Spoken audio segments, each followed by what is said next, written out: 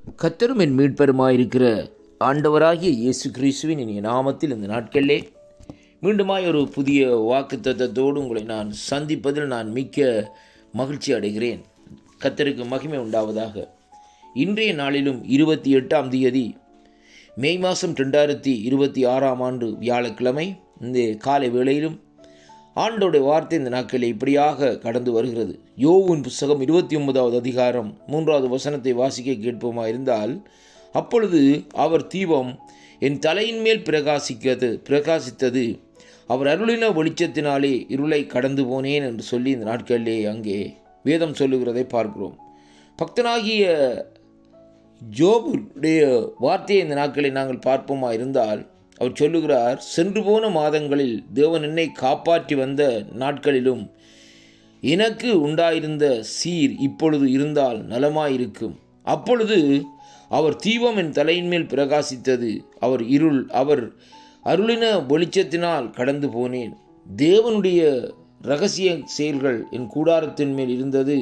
அப்பொழுது சர்வ வல்லவர் என்னோடு இருந்தார், என் பிள்ளைகள் என்னை சூழ்ந்திருந்தார்கள் என்று சொல்லி பக்தனாகிய யோபு இந்த இடத்திலே சொல்லுகிறதை பார்க்கிறோம். அருமையான கர்த்தருடைய பிள்ளைகளே, யோபு என்று பக்தனுடைய வாழ்க்கையிலே நடந்த ஒரு காரியத்தின் நிமித்தம், அந்த புடமிடுகிற காரியத்தின் நிமித்தம் எல்லாவற்றையும் இழந்து இந்த நாட்களிலே இருந்த வேளையிலும் யோபு ஜீவனுள்ள தேவனுடைய நாமத்தை நிந்திக்கவில்லை. அவருடைய நாமத்தை இந்த நாட்களை புறக்கணிக்கவில்லை. அவருடைய நாமத்துக்கு எதிராக ஏன் கர்த்தர் இப்படியாக செய்தார் என்ற கேள்விகளை கூட இந்த நாட்களில் எழுப்பவில்லை. ஆனாலும் ஒரே ஒரு வார்த்தை இந்த நாட்களில் யோபு இந்த நாட்களில் அந்த இடத்திலே சொல்லுகிற காரியம், அவர் தீபம் என் தலையின் மேல் பிரகாசித்தது, அவர் அருளின வெளிச்சத்தினால் இருளை கடந்து போனேன் என்று சொல்லி இந்த நாட்களில் சொல்லப்படுகிறது.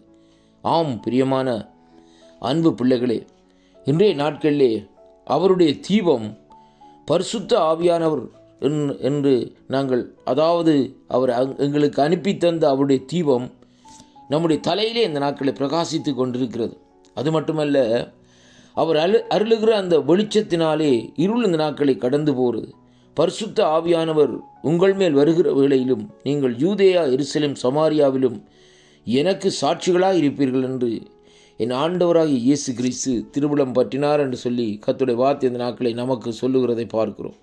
ஆனாலும் அதே வார்த்தையைத்தான் இந்த பக்தனாகிய யோபு இந்த நாட்களிலே அங்கே சொல்லுகிறதை பார்க்கிறோம். அவருடைய தீபம் பரிசுத்தாவுடைய அபிஷேகம் என் தலையின் மேல் பிரகாசித்ததென்றும், அதே வேளையிலே அவர் அருளின வெளிச்சத்தினாலே, அந்த பிரகாசத்தினாலே நான் இந்த நாட்களில் என்ன செய்தேன், இருளை நான் கடந்து போனேன் என்று சொல்லி தேவனை நோக்கி இந்த நாட்களில் சொல்லுகிறதை பார்க்கிறோம்.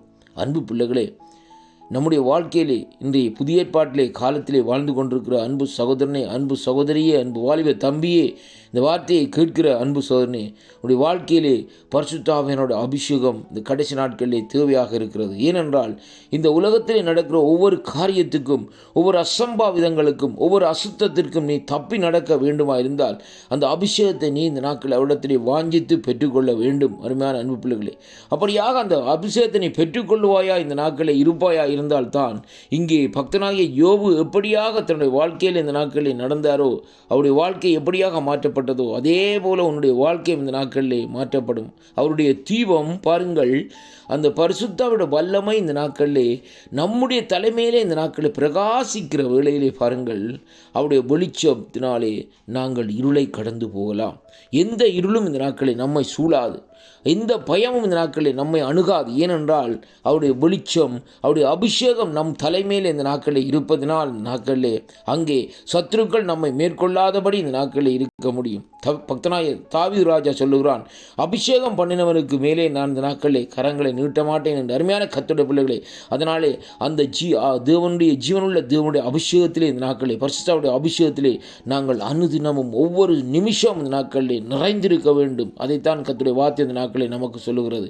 இந்த வாக்குத்தத்தம் உங்களுடைய வாழ்க்கையிலே ஒரு திருப்பத்தையும் ஆசீர்வாதத்தையும் கொண்டு வரும். அதனாலே அபிஷேகத்தினால் நிறைந்து கொள்ளுங்கள். உங்களுடைய வாழ்க்கையிலே இருக்கிற இருள் இந்த நாட்களிலே உங்களை விட்டு கடந்து போகும்.